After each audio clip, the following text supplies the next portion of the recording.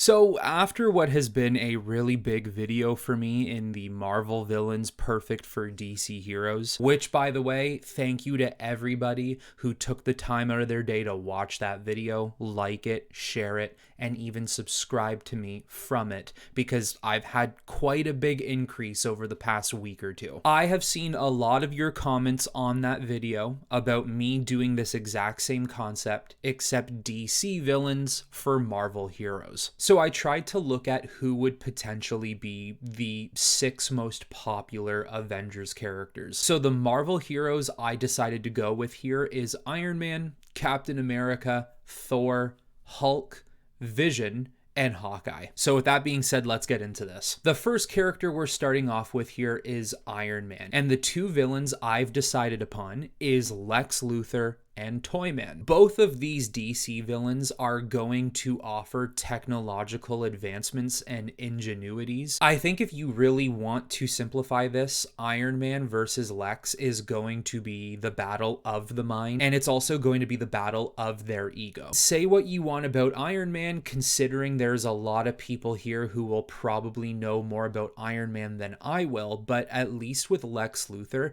that's simply just putting it lightly. He has much more of an in-depth character arc than simply just being an egomaniac who can't be bested by anyone or can't have anyone be better than him. There's a lot more to him. Realistically, having Tony Stark enter the picture would be a really big threat to Lex, because now you have another guy who can do what Lex does pretty much at the same rate as him. They're both equals, in my opinion. And that's obviously a battle right there between the two super billionaires. However, with the suits, that can also be a battle too, because we all know Lex Luthor has many power suits. It may not be as popular as Iron Man's suits, but Lex's suit has to mean something when he's been able to go toe-to-toe with Superman and other powered DC characters as well. We all know that 80 to 90% of the time, the heroes will always win, but realistically,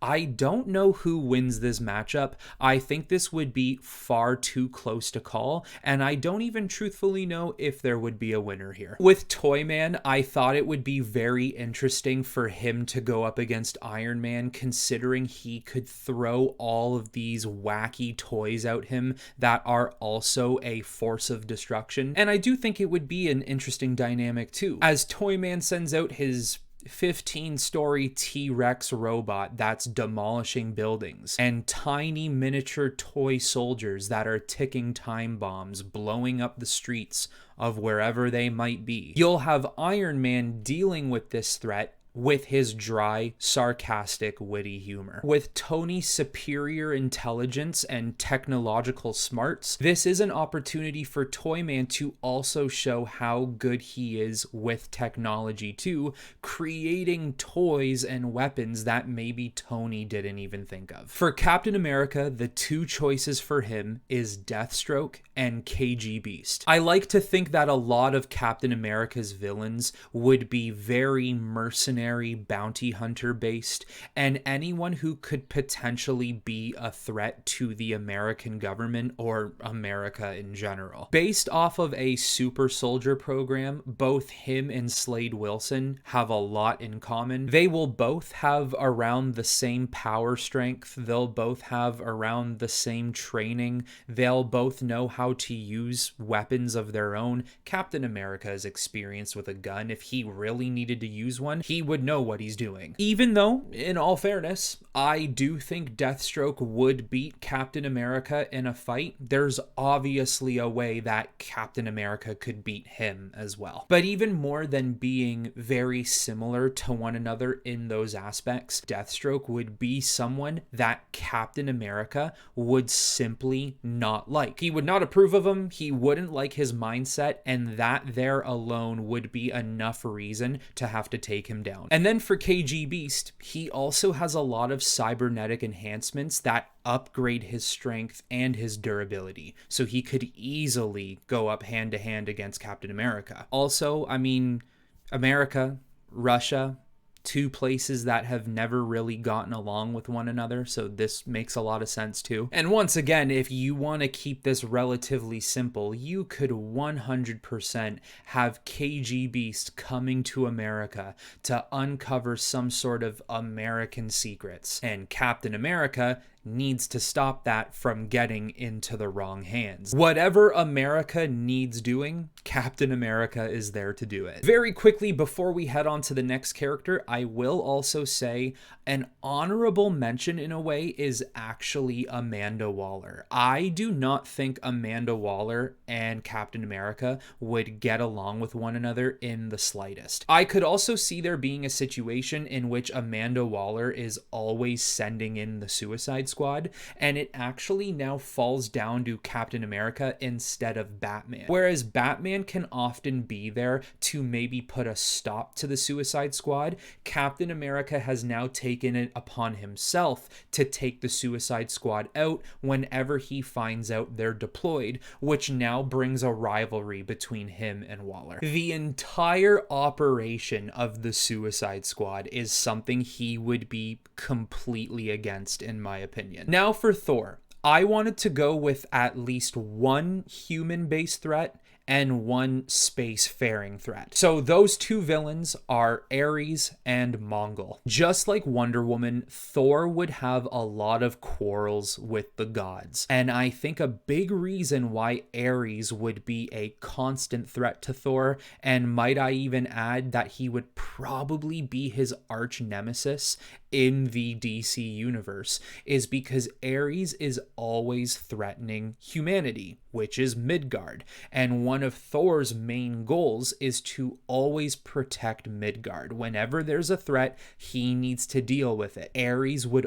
always be attacking that. Even what this means is you're mixing the Greek pantheon with Norse mythology, and that could have a lot of very interesting and big implications with gods coming together or having some sort of history and relationship with one another in the past, present, and future, and what it could even mean for a relationship between Thor and Wonder Woman. And yes, because those gods are technically public domain, DC does have their own version of Thor, and he's actually crazy powerful himself. But for this situation, let's just pretend that DC's Thor does not technically exist. And then the reason I have Mongol is because, of course, we see Thor dealing with spacefaring villains on the regular. But just like Superman, I think Mongol would take a very big interest in Thor as well, and would probably want to find a way to capture him and take him to Warworld. Warworld being a huge factor, being a threat to Midgard, especially if it is located in the Sol system, that is something Thor would need to solve. Seeing someone like Thor,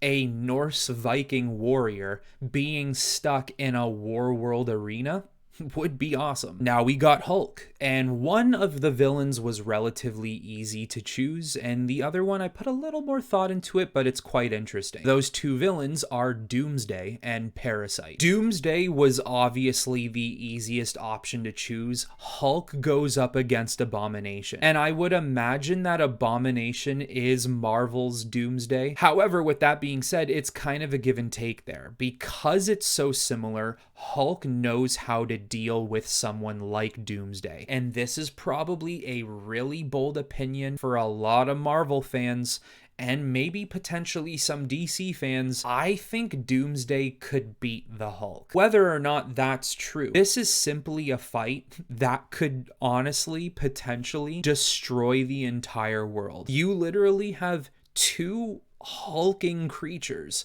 who don't go down. They're tearing through the entire planet, and they don't get tired because the more they hit each other, the stronger and angrier they get. By the time that battle is done, the goal of Doomsday has been met, the entire planet is destroyed, and Hulk would potentially have no home to return to as Bruce Banner. And then for Parasite, I just could not get this idea out of my head. Could you imagine how strong and frankly, how freaky he would become if he pulled the gamma radiation from Hulk's body. He's always looking for some form of power, like it's a hunger. He needs to satisfy his craving, and the Hulk would be a prime target for him. And just a crazy idea I came up with, but I remember when Hulk became gray back in the day, it was during the evenings, and it was a different personality disorder. I think this would be really interesting, and I'm going to completely change how he becomes Gray Hulk. I think it would be kind of cool if the more gamma radiation Parasite took from his body, his pigment changed and he actually became gray. Where it goes from here is the more power he's using from the gamma, he's now also capable of talking. And a Gray Hulk is still a very powerful Hulk,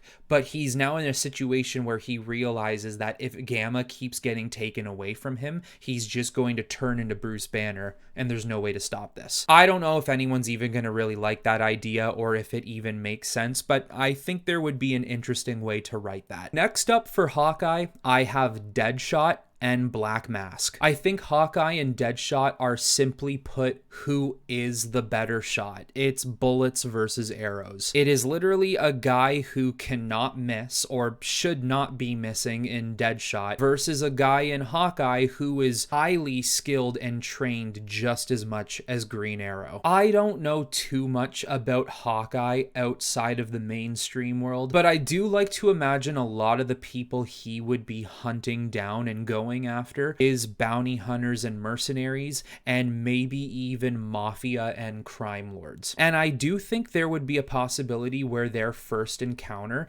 is so important that Deadshot even becomes an arch nemesis to Hawkeye. The reason I went with Black Mask is because I feel like it would be interesting to have Hawkeye go up against someone like Kingpin. Black Mask might be the closest option to a Kingpin in the DC universe. And whatever the story might be, you have Hawkeye trying to tear down the empire that Black Mask has built. Where this could even lead him is to other mob boss archetype characters in the DC universe, and maybe you could see Hawkeye going up against someone like Penguin or Two-Face. And then last for this video, but certainly not least, we're focusing here on Vision, and the two villains I gave for him are Brainiac and Amazo. Two androids, one with the complexity and intelligence that matches Vision, and another one that in a way is a little more brutish and just simply powerful, even though both of them are very powerful. Obviously with Brainiac, what I'm looking at here is a Vision Ultron situation, a dynamic in which both of them are on two sides of the same coin. They might even both appreciate and respect one another, but they both understand at the end of the day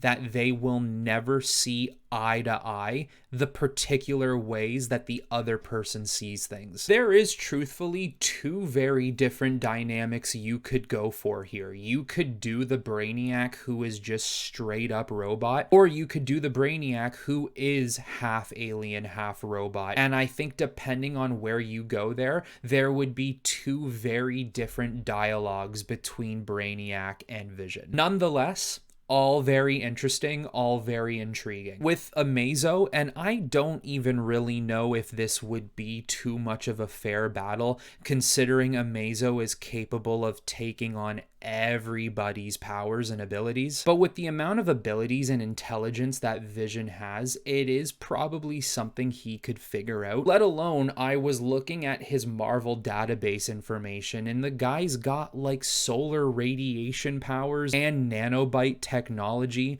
where like he can morph himself into different objects and stuff. Now, of course, this would be really dangerous if Amazo analyzed everything he could do and stole those powers too. But I like to think that Vision would possibly be able to handle this, even if he had to call in some assistance from some members of the Justice League or something. So there you have it, some DC villains that I think would be more or less perfect for these particular Marvel characters. Now, you guys let me know in the comments below what other DC villains you think would be good for these particular Marvel characters. Also, let me know if you want me to do another one of these videos or something similar along these lines. But that is all I have for you on this one, everyone. I hope you all enjoyed the video, and until next time, I will talk to you all very soon.